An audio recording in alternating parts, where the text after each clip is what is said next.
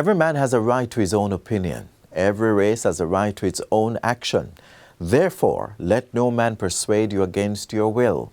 Let no other race influence you against your own. Marcus Garvey said those words.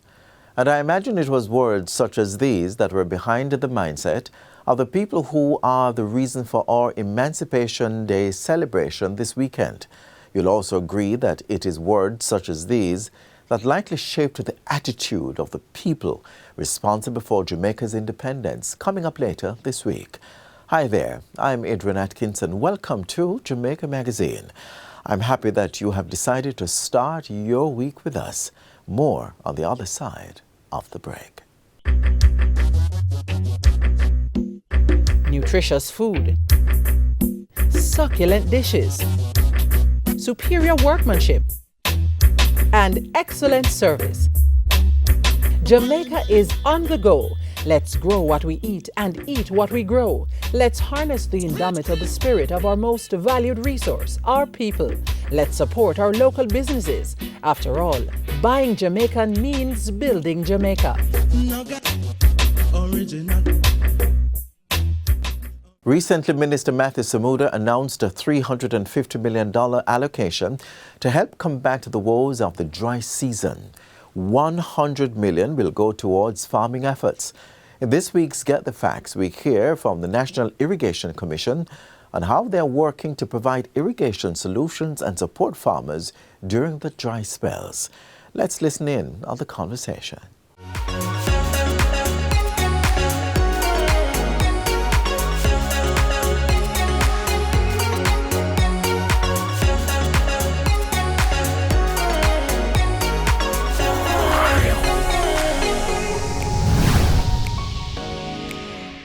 Welcome to Get the Facts, the program that provides you with information on government's policies and initiatives. I'm Theodore Henry. Water is life, especially in agriculture. Ensuring that farmers have consistent and reliable access to water is a key part of supporting food security and climate resilience in Jamaica. Now, that's where the National Irrigation Commission, or NIC, plays a vital role. Joining us today is Rowan Stewart, Director of Engineering and Technical Services at the National Irrigation Commission, and he will share with us how the NIC is working to provide irrigation solutions and support farmers during dry spells. Welcome to the program, Sir Stewart. Thank you very much, Theodore. You're welcome, man. Let's jump into getting some facts. Now, what are some of the key irrigation solutions that the NIC provides to farmers? Okay. The NIC, National Irrigation Commission Limited, provides water to farm gate, we call it. And we also have the services of drainage. We do the drainage of the upper and lower Maurice areas of Black River in St. Elizabeth. Right. And we also have water filling stations at several of our pumping facilities. And we also have trucks in some of our areas that provide assistance to farmers. I want to pick on trucks because for this interview, let's zoom in on the dry spell and the lack of water in certain times of the year. You mentioned trucks. Is that like one of the big solutions that help with dry spells? Well, it augmented. The trucking is really for persons outside of our defined irrigation areas. Tell me a little bit more about that, the defined irrigation area. Okay. Yeah. So we have what are known as irrigation districts. Mm-hmm. And these are gazetted areas that the NIC has in infrastructure, whether it be pipelines or canals, right, that will serve or give water to farmers. Mm-hmm. Now, these irrigation districts have been established over time. We are in the process of defining new ones, but those that we currently have, and we have 16 of them, they are utilized to assist the farmers. Now, outside of those areas, we provide water with the trucks. Mm-hmm. So in, say, St. Elizabeth or Clarkstown in Trelawney, where there is a need, but our infrastructure does not go to that extent, right, then we provide that service. So the person would come, purchase the water, and we would transport it. Okay. We also partner with other stakeholders. So there's private truckers who the farmers can purchase water from as well. So they would purchase water from us, transport it to the farmers. Got it. So just to pull it together, you have these areas where infrastructure is laid down, pipes and ways of getting water there. So during the dry spell, we just ensure that it runs and runs well. And beyond those areas where the infrastructure is, an application is made by the farmer and water is delivered. Right. Okay. Yes. Now, there's no unlimited resource. No. So how does NIC prioritize where to put its efforts? Okay. So we have to do some evaluation. So whenever we are doing that evaluation, we determine where the water source is. And water source in this instance means sustainable water source. Right. And then we do the feasibility to determine whether you have farmers in the area, the soil type is adequate, the crops that can be grown there, and we collaborate with other state agencies to be able to make that determination. And then that is fed into where we will place our irrigation schemes. Okay. And so there's some sort of priority based on need and the ability to put down infrastructure. Yes. Yes, definitely. I would say that the first priority would be the need. Then we will determine now, can we sustain it? Can we finance it? And we, in terms of the government, and then a decision will be made to be able to implement it. Now, as you mentioned earlier, resources is finite. Right. So we will now have to be guided as to which will be first, and so on. Right. And you also mentioned the availability of a sustainable water source. Yes. I really have to ask, suppose there's an area where there's not a nearby sustainable source, like how you treated that? The Water Resources Authority, one of our key partners, they will determine how much water is available. Okay. So if the water is not close to where the need is, what will happen, the cost of getting the water to where it needs to be will increase. So the initial cost in terms of the installation of pipelines and so on, that will be significant. Okay. And then, but the operating costs, over time, that will take care of itself. Got it. So nobody left behind. We try not to leave anybody behind. So when I think of NIC and irrigation, I know like driving on the highway, so those blue pipes and the little blue house and, sorry, I call it a house, but it's a pumping station. Well, those that you see on the highway, you call it irrigation unit. We actually have some valves in them. Right. And that is one of the newest projects that we're doing right now, the SPAD project, which is the Southern Plains Agricultural Development Project. Right, because that's what I wanted to hear about. What kind of infrastructure upgrades is NIC doing to ensure that now and in the future we have water going where it needs to go? Okay, so we have what we call new projects, and we have the Essex Valley project along with the SPAD project.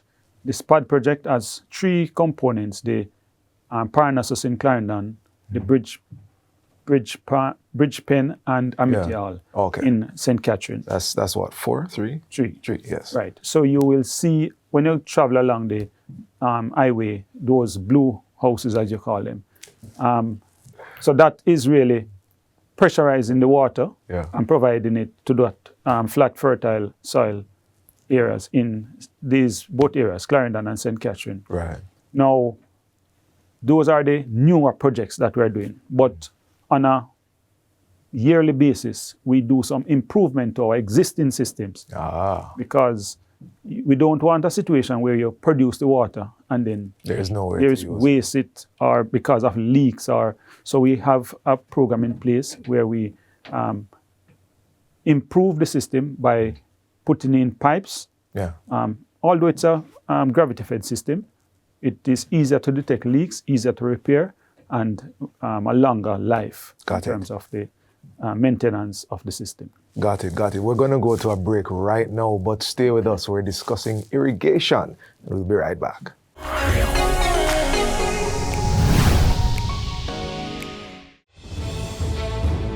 Water is precious.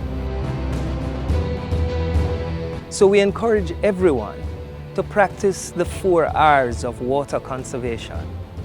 Always remember to reduce your use of water wherever possible. Replace water wasting devices with water savings devices. Reuse water wherever possible. And wherever leaks are found, please repair them and repair them quickly. Don't delay. Practice the 4 R's of water conservation today.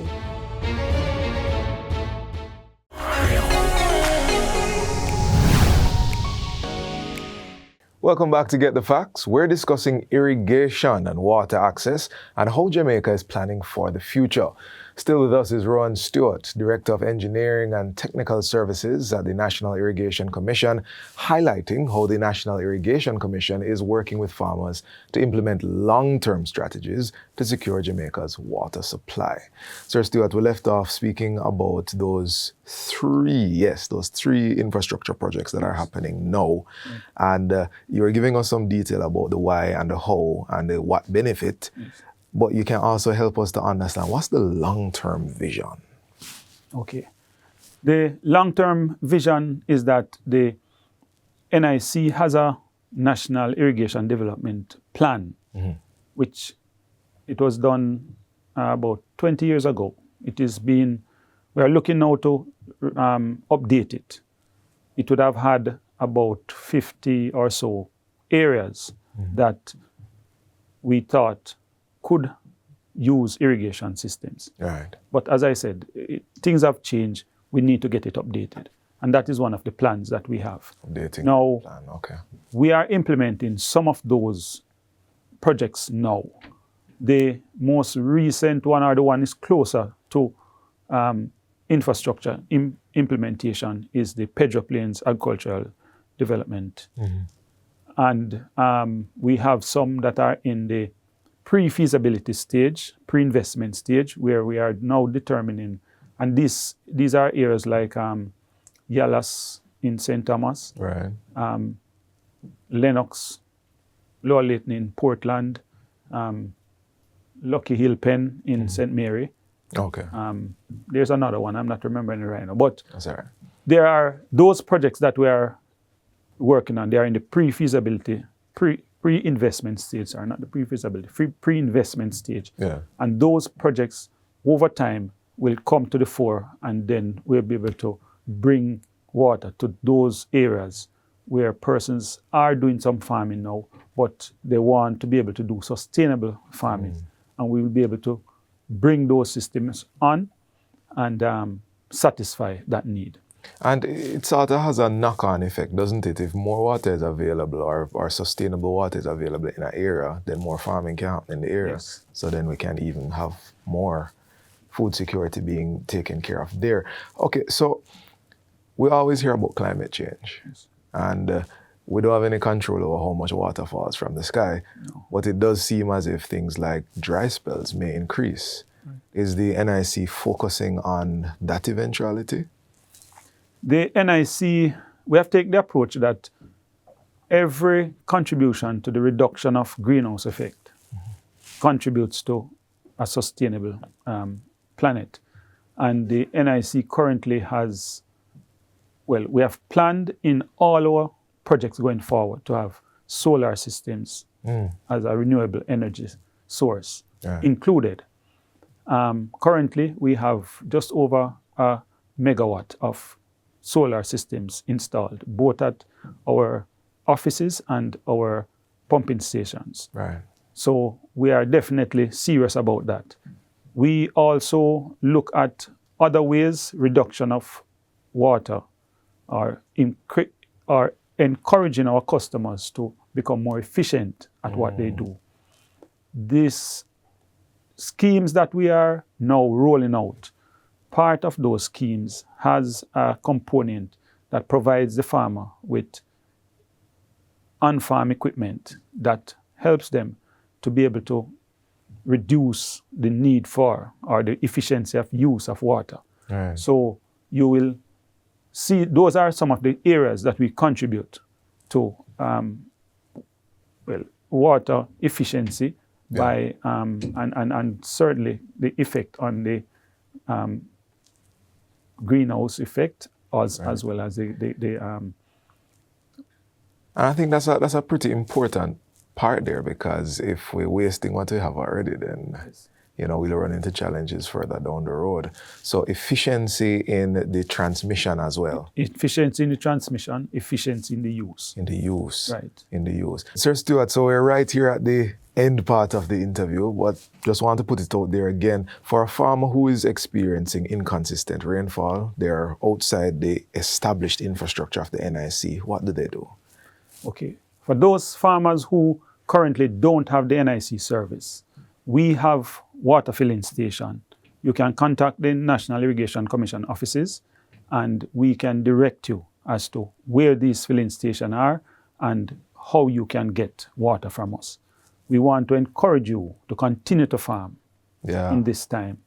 For water is food. That's the new mantra. Water is food. NIC, yes, water is food. That's great. That is great. Water is food. And the NIC is ensuring that water gets where it needs to go so food can get where we want it to be. This has been Get the Facts. So our guest was Rowan Stewart, Director of Engineering and Technical Services at the National Irrigation Commission. Thank you for watching. And until next time, I'm Theodore Henry. Take care.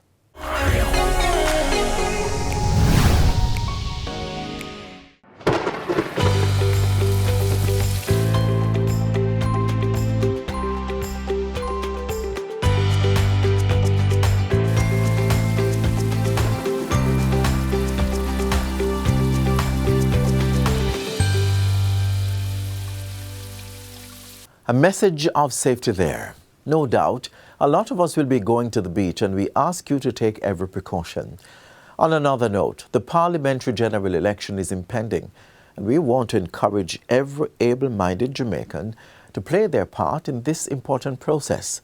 Among other things, this past Emancipation Day should remind us that there was a time when we didn't have any rights. No rights over our bodies, or say in what would happen to us. And certainly there weren't any civil rights. We couldn't own property, and we couldn't vote. Years later, and that has changed. Let's exercise our right to say how we are governed.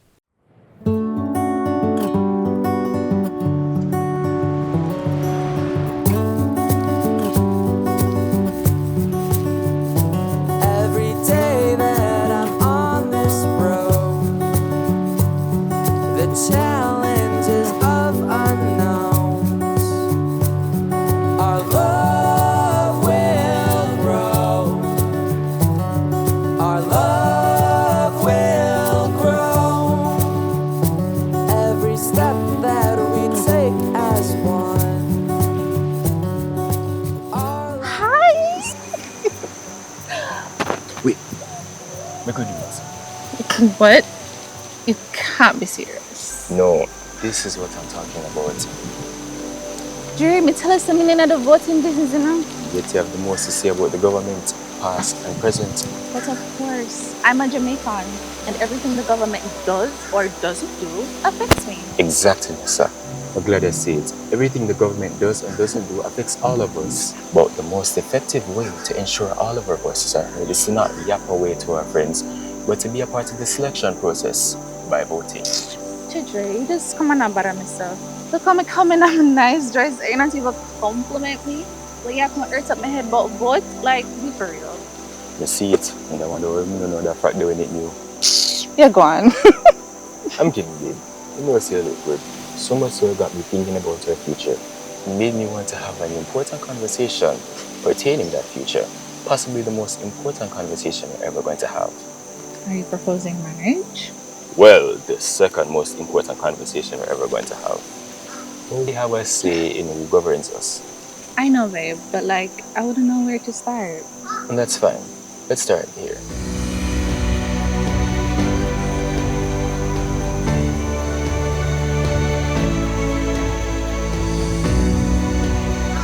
Look at the candidates. Don't pay no mind to what the people are saying. Let us educate ourselves using factual and unbiased forums. We're young and we're educated, and we're going to vote in that manner.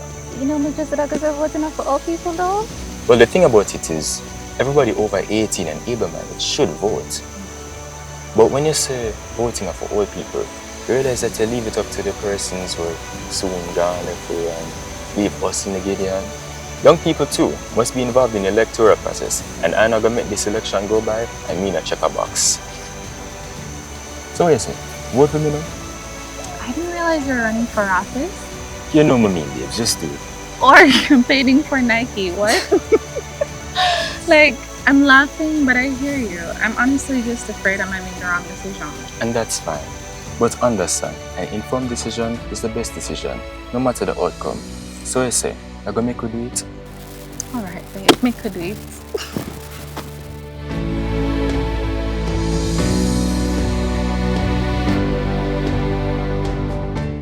Talking about voting and exercising one's right, there was also a time when women in particular didn't have certain rights. Fast forward today and women are enjoying every freedom. So much so, they are making waves in male-dominated spaces. And with that, we revisit Shante Blackwood's story, the engineer who now runs her own general contractor company and is a boss in her own right.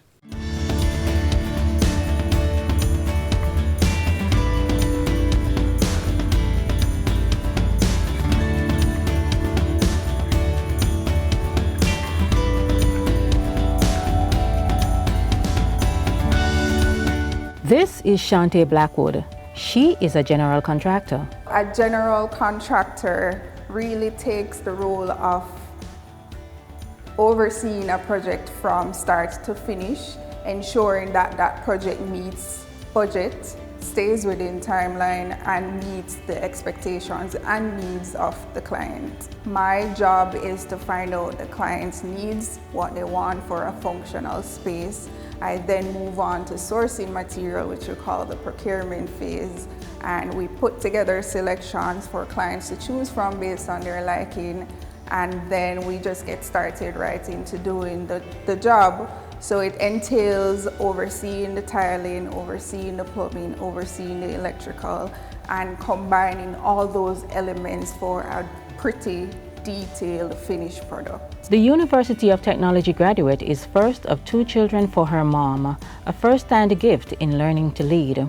She was able to prove this during her internship and was tasked with designing and retaining a wall for the breakaway in Gardentown in 2016. I was able to give back to my country and assist the persons who venture in the area for their daily lives. And I was able to share my achievements, which blew up and gave me many different opportunities. 8 short years later, and things are only getting better. My journey has been pretty exciting, and with that, I was able to take the leap of faith to start my own construction company. The blueprint was laid early, as Shante confesses that as a child, she would use her books to set up floor plans.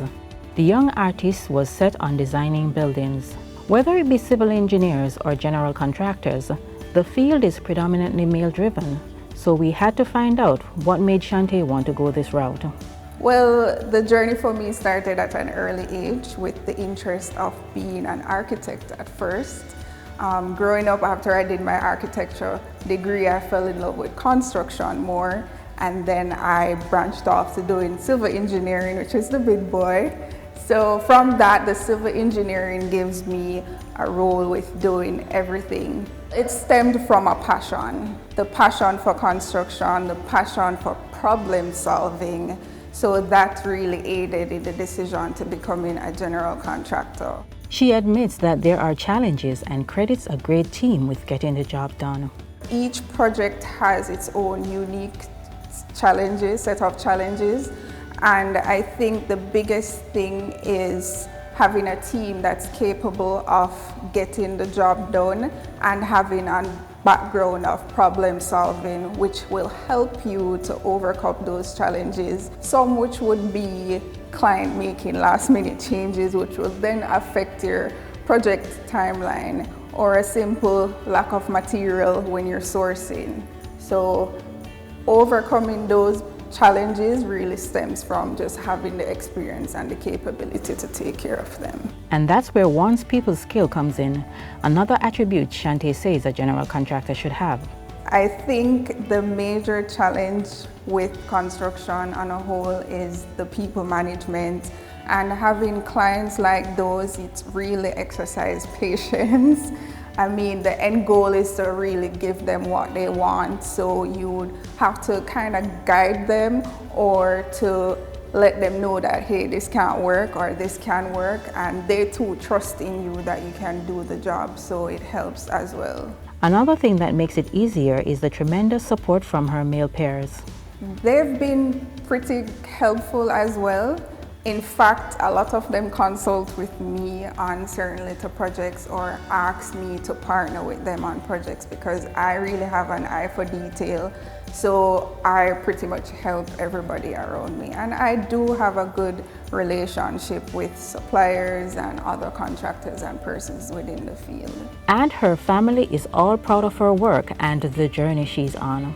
They've been pretty supportive of my journey and very happy for me as well. They do look out for me and do push me to the next level. No matter what you want to be, you can achieve it. You may have heard it before, but it bears repeating. The world is yours. You can do anything that you want. You need only believe. Shante? My advice to somebody who wants to venture into construction or engineering is that you should be open to always to be willing to learn more, learn new skills, refine the skills that you already have, network, and to embrace the challenges as they come. My experience in the field has been a really good one. It's pretty rewarding, and I think me having the ability and the uniqueness to get things done really aided in me getting where I am now.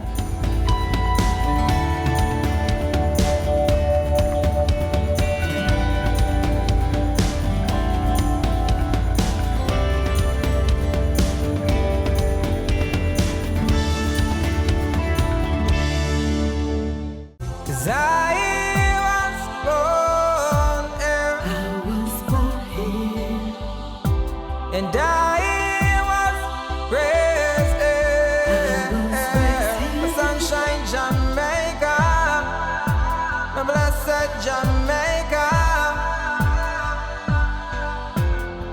mighty one, oh, I bless our land always, for strength and no vigor, with love and no courage, oh, yeah. So let's remind ourselves and tell the world, hello.